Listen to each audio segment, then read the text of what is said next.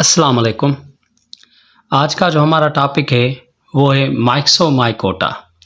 माइक्सोमाइकोटा it is actually fungi-like protist, means it shares properties with fungi, commonly called slime mold. The body of slime mold. When we study body of slime mold, it is called plasmodium. Plasmodium is actually, it is the body of slime mold. It is diploid, represented by 2N. Diploid multinucleated. Multinucleated means many nuclei. Flat and flat.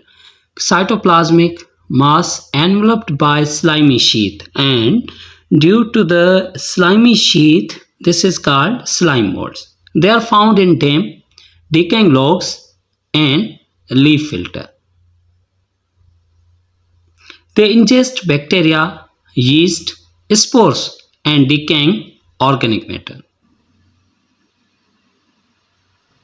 Two of them fuse to form diploid zygote. Now these two flagellated cells fuse and they form what? Diploid zygote that feeds and grows, producing multinucleated plasmodium once again.